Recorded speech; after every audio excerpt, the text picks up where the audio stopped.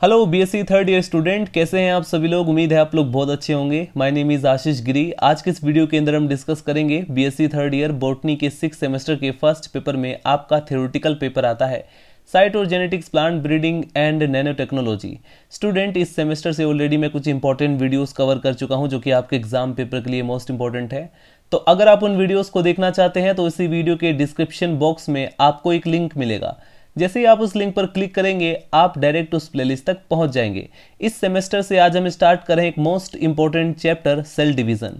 आज हम cell division का पार्ट 1 डिस्कस करेंगे और पार्ट 1 के अंदर डिस्कस करेंगे सेल साइकिल के बारे में। सेल डिवीजन से रिलेटेड जितने भी टॉपिक्स है स्टूडेंट, आपको बिल्कुल भी स्किप नहीं करना है। इसमें बेसिकली हम 3 पार्ट्स के अंदर कवर करेंगे। नंबर फर्स्ट पार्ट के अंदर हम डिस्कस करेंगे सेल साइकिल के बारे में। जितने भी ऐसे स्टूडेंट हैं जिनके एग्जाम पेपर में एमसीक्यूज के माध्यम से क्वेश्चन पूछा जाता है उनके लिए भी ये वीडियो मोस्ट इंपॉर्टेंट है, क्योंकि इसके अंदर मैं आपको कुछ इंपॉर्टेंट पॉइंट्स बताता रहूंगा कहां कहां से एमसीक्यूज पूछा जाता है। सेकंड पार्ट के अंदर स्टूडेंट हम डिस्कस करेंगे माइटोसिस डिवीजन के बारे में, उसके बाद मियोसिस डिवीजन के बारे में। ये तीनों टॉपिक मोस्ट इंपॉर्टेंट है। तो चलिए स्टूडेंट वीडियो को स्टार्ट करते हैं। सबसे पहले हम जानते हैं कि सेल साइकिल क्या होता है। जीवों में वृद्धि व जनन दोनों ही कोशिका विभाजन या कोशिका प्रजनन पर आधारित होता है। जैसे कि आप लोग जानते हैं एक छोटा सा बच्चा होता है, धीरे धीरे वो बड़ा हो जाता है, फिर उसके बाद वो भी रिप्रोडक्शन करता है। तो इस प्रकार से जीवों के अंदर ग्रोथ भी होती है, वो भी सेल डिवीजन का ही परिणाम है, और जो रिप्रोडक्शन प्रजनन होता है वो भी सेल डिवीजन पर ही आधारित होता है। एक कोशिकी यानी कि यूनिसेलुलर जो ऑर्गेनिज्म होते हैं उसमें अनलैंगिक जनन यानी एसेक्सुअल रिप्रोडक्शन कोशिका विभाजन से होता है। बहुकोशिकी यानी कि जो मल्टी सेलुलर ऑर्गेनिज्म जो होते हैं उनमें वृद्धि व लैंगिक जनन यानी सेक्सुअल रिप्रोडक्शन दोनों ही कोशिका विभाजन का परिणाम है। सभी कोशिकाएं पूर्ववर्ती जीवित कोशिकाओं के विभाजन से उत्पन्न होती हैं। जितनी भी कोशिकाएं जो मौजूद हैं वो सब की सब कैसे बनी, जो पुरानी जीवित कोशिकाएं हैं उनके विभाजन से बनी। अब ये कोशिकाएं भी विभाजन करके नई कोशिकाओं को बनाती है। तो जीवन की निरंतरता कोशिका विभाजन पर निर्भर करती है। अगर कोशिका विभाजन रुक जाए सभी जीवों में तो आदमी ग्रोथ नहीं कर पाएगा, रिप्रोडक्शन नहीं कर पाएगा, और सभी के सभी जितने भी जीव हैं उनका पूरी तरह से अस्तित्व खत्म हो जाएगा। तो इसलिए सेल डिवीजन मोस्ट इंपॉर्टेंट है, इसके बारे में जानना भी मोस्ट इंपॉर्टेंट है। कायिक कोशिकाएं समसूत्री विधि से तथा जो जनन कोशिकाएं होती हैं वो अर्धसूत्री विधि से विभाजन करती हैं। यहाँ पर मोस्ट इंपॉर्टेंट पॉइंट है, जैसे कि आप लोग हमारी जो बॉडी वाली सेल्स होती हैं, ठीक है, रिप्रोडक्टिव सेल्स को छोड़ दीजिए, जितनी भी हमारी बॉडी के अंदर जो सेल्स होती हैं, चाहे वो हमारी स्किन की सेल्स हो, वो सभी कोशिकाएं कैसे डिवाइड करती है, समसूत्री विभाजन के द्वारा। और जो जनन कोशिकाएं होती हैं, जैसे फॉर एग्जांपल मेल के अंदर स्पर्म्स बनते हैं, वो सब कैसे बनते हैं, वो अर्धसूत्री उनके अंदर विभाजन होता है तब वो बनते हैं, राइट। नेगली के अनुसार सभी नई कोशिकाएं पुरानी व पैतृक कोशिकाओं के विभाजन से बनती हैं। इसके पश्चात रुडोल्फ विर्चो ने 1855 में यह मत प्रतिपादित किया, ओमनी सेलुला एस सेलुला। अब हम डिस्कस करेंगे स्टूडेंट सेल साइकिल के बारे में। हेडिंग डाल लीजिए सेल साइकिल। अब हम डिस्कस करेंगे कोशिका चक्र के बारे में, सेल साइकिल के बारे में। ये क्या होता है? कोशिका के पूरे जीवन काल को सेल साइकिल कहते हैं, और यह चक्र, ये जो साइकिल है, ये कोशिका के बनने से शुरू होता है और उस कोशिका की विभाजन पूरा होने तक रहता है। जो डॉटर कोशिकाएं हैं यानी जो नई नई बनी हुई कोशिकाएं हैं वो सबसे पहले वृद्धि करती हैं, ग्रोथ करती हैं, और फिर वृद्धि की चरम सीमा पर आकर, क्लाइमैक्स पर आकर वो डिवाइड हो जाती है, विभाजित हो जाती हैं। अतः सभी विभाजित होने वाली जो कोशिकाएं हैं उन्हें एक सेल साइकिल से गुजरना पड़ता है। कोशिका चक्र की विभिन्न अवस्थाओं की खोज हॉवर्ड और पेल्क ने सन 1953 में की थी। कोशिका चक्र को मुख्य 2 भागों में बांटा जा सकता है। इनके नाम आप लोग याद रखेंगे। एक तो होती है इंटरफेज, जिसे हिंदी में अंतरावस्था कहते हैं। एक होती है विभाजन फेज यानी डिवाइडिंग फेज। अंतरावस्था को हम नॉन डिवाइडिंग पीरियड या नॉन डिवाइडिंग फेज भी कह सकते हैं। और इसके अंदर क्या क्या घटनाएं होती हैं, कैसे डीएनए रेप्लिकेट करता है, ये सारी स्टेजेस भी आपको याद रखनी पड़ेंगी, जिसे हम यहाँ पर डिस्कस करने वाले हैं। डायग्राम की मदद से थोड़ा सा मैं आपको समझाने की कोशिश करूंगा, और जितने भी ऐसे स्टूडेंट हैं जिनके एग्जाम पेपर में एमसीक्यूज के माध्यम से क्वेश्चन पूछा जाता है वो लोग भी इसमें ध्यान रखें। एक एक चीज आप याद रखेंगे तभी आप एमसीक्यूज को सॉल्व कर पाएंगे। तो हेडिंग डालिए स्टूडेंट इंटरफेस। सबसे पहले हम सेल साइकिल की जो फर्स्ट फेज, जिसे इंटरफेज कहा जाता है या नॉन डिवाइडिंग पीरियड कहा जाता है, उसके बारे में स्टडी करते हैं। अब जैसा कि मैंने आपको बताया था कि सेल साइकिल को 2 भागों में डिवाइड किया गया है। एक है इंटरफेज, एक है डिवीजन फेज, यानी इसमें सेल डिवाइड करेगी, और एक में इंटरफेज के अंदर क्या होता है कि डिवाइड करने की तैयारी चलती है, ठीक है। यानी कि जिस प्रकार के कंपोनेंट सेल को डिवाइड होने के लिए चाहिए उन सभी कंपोनेंट की सिंथेसिस होती है। तो लिखेंगे स्टूडेंट इसके बारे में। इंटरफेज 2 कोशिका विभाजन के बीच की अवधि है जब कोशिका स्वयं को विभाजन के लिए तैयार करती है, प्रिपरेशन करती है। इस अवस्था में गुणसूत्र जो क्रोमोसोम होते हैं वो महीन व अत्यधिक लंबे होते हैं और जाल यानी नेट के समान दिखाई देते हैं। इस प्रवस्था में केंद्रक यानी जो हमारा न्यूक्लियस होता है वो साइटोप्लाज्म होता है, दोनों ही संश्लेषी व उपापचयी क्रियाएं चरम सीमा पर होती हैं और कोशिकाएं उन सभी आवश्यक पदार्थों का संश्लेषण एवं संग्रहण करती है जिनकी सेल डिवीजन के समय आवश्यकता होती है। इनमें 3 अवस्थाएं होती हैं जिसके बारे में मैं डिस्कस करूंगा। सबसे पहले मैं आपको डायग्राम की मदद से समझा देता हूं।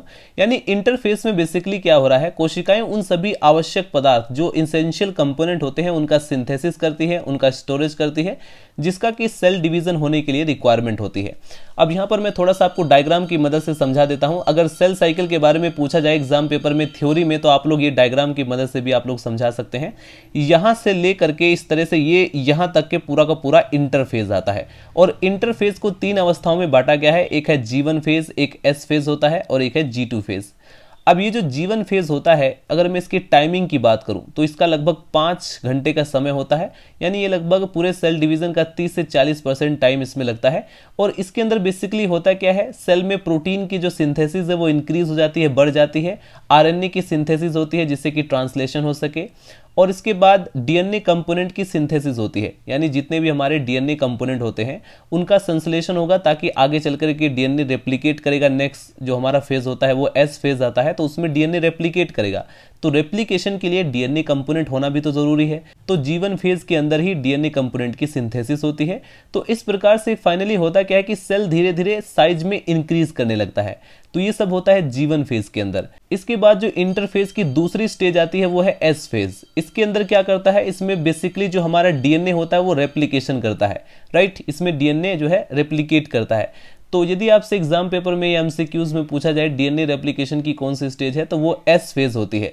सेल साइकिल की S फेज के अंदर जो हमारा डीएनए है वो रेप्लिकेट करता है। अगर आपसे टाइम पूछा जाए S फेज का टाइम क्या है, तो वो 7 आवर्स यानी कि लगभग 7 घंटे इसमें समय लगता है। इसके बाद ये जो G2 फेज है ये लगभग 3 घंटे का होता है और इसके अंदर बेसिकली प्रोटीन का सिंथेसिस होता है, स्पेशली ट्यूबुलिन प्रोटीन का सिंथेसिस होता है जिससे कि स्पिंडल का फॉर्मेशन हो सके। एटीपी का सिंथेसिस होती है क्योंकि यहाँ पर एनर्जी की भी रिक्वायरमेंट होगी। आरएनए की सिंथेसिस होती है जैसे कि मैसेंजर आरएनए, ट्रांसफर आरएनए या राइबोसोमल आरएनए, इन सभी का सिंथेसिस होता है। इसके बाद आता है स्टूडेंट जो सेल साइकिल है उसकी दूसरी फेज जिसे हम बोलते हैं डिवाइडिंग फेज। ठीक है, डिवाइडिंग फेज में भी स्टूडेंट यहाँ पर 2 स्टेजेस आते हैं। पहला है कैरियोकाइनेसिस, दूसरा है साइटोकाइनेसिस। कैरियोकाइनेसिस का मतलब होता है न्यूक्लियस का डिवीजन और साइटोकाइनेसिस का मतलब होता है साइटोप्लाज्म का डिवीजन। तो पहले कैरियोकाइनेसिस होगा, फिर उसके बाद साइटोप्लाज्म का डिवीजन होगा। इस प्रकार से ये है डिवाइडिंग फेज। तो जितने भी स्टूडेंट ऐसे हैं जिनके एग्जाम पेपर में थ्योरी के माध्यम से क्वेश्चन पूछा जाता है, वे सभी स्टूडेंट यहाँ पर थ्योरी को भी नोट डाउन कर सकते हैं। ये G1 जो सब स्टेज होती है इसे हम पोस्ट माइटोटिक फेज भी कहते हैं। इस अवस्था में, इस फेज में बेसिकली होता क्या है कि सेल साइकिल चक्र के पूर्ण समय का यानी टोटल समय का लगभग 30 से 40% समय लगता है। इस प्रवस्था में कोशिकाएं वृद्धि करती हैं, ग्रोथ करती हैं और डीएनए के संश्लेषण के लिए जो आवश्यक प्रोटीन्स होती हैं, आरएनए का संश्लेषण होता है।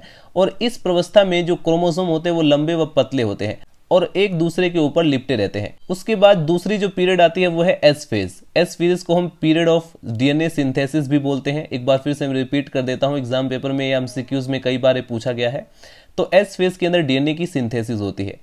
इस अवस्था में कोशिका चक्र यानी सेल साइकिल का कुल समय का लगभग 10 से 20% ही लगता है और इसमें डीएनए एवं हिस्टोन के संश्लेषण के फलस्वरूप डीएनए की रिप्लिकेशन होती है। ठीक है, पुनरावृत्ति होती है। इस समय डीएनए के दोनों स्ट्रैंड्स जो होते हैं वो एक दूसरे के इतने समीप होते हैं कि इन्हें अलग अलग पहचानना संभव नहीं होता है, राइट। इसके बाद जो नंबर 3 इंटरफेज के अंदर जो नंबर 3 फेज आती है वो है G2 फेज, राइट।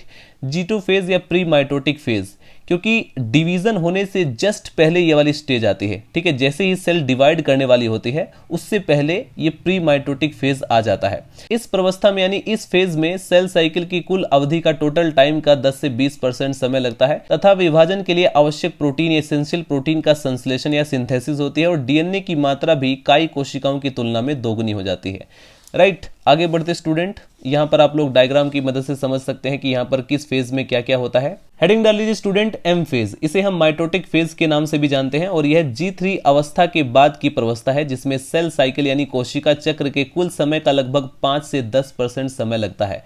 इस अवस्था में समसूत्री विभाजन की विभिन्न क्रियाएं पूरी होती हैं, राइट। आज के इस वीडियो के अंदर इतना ही। नेक्स्ट वीडियो के अंदर हम डिस्कस करेंगे माइटोसिस डिवीजन के बारे में, इसके डायग्राम की मदद से अच्छी तरह से समझेंगे। उसके बाद 3rd वीडियो के अंदर हम डिस्कस करेंगे मियोसिस डिवीजन के बारे में। यदि मैं बात करूं माइटोसिस डिवीजन और मियोसिस डिवीजन, इन दोनों में सबसे ज़्यादा इंपॉर्टेंट कौन सा है जो कि एग्जाम पेपर में ज़्यादातर पूछा जाता है, तो वो है मियोसिस डिवीजन, राइट। और कई बार सेल साइकिल के बारे में एग्जाम पेपर में लॉन्ग क्वेश्चन में आपसे पूछा जाता है। देखिए क्वेश्चन कैसे कैसे पूछा जाएगा, आपसे पूछा जाएगा what is cell cycle, cell cycle क्या है, और डिस्क्राइब द मियोसिस डिवीजन, यानी सेल साइकिल भी पूछ लिया वहां पर आपसे, साथ में आपसे मियोसिस डिवीजन भी पूछ लिया गया। और कई बार पूछा जाता है what is cell cycle, describe the mitosis division. तो ऐसे में आप लोग सेल साइकिल को एक्सप्लेन करने के बाद माइटोसिस डिवीजन को एक्सप्लेन कर देंगे, राइट। तो स्टूडेंट्स मिलते हैं नेक्स्ट वीडियो में। अगर आपका कोई भी डाउट हो तो आप लोग कमेंट सेक्शन में मेंशन कर सकते हैं। मिलते हैं नेक्स्ट वीडियो में। Bye bye, Tata.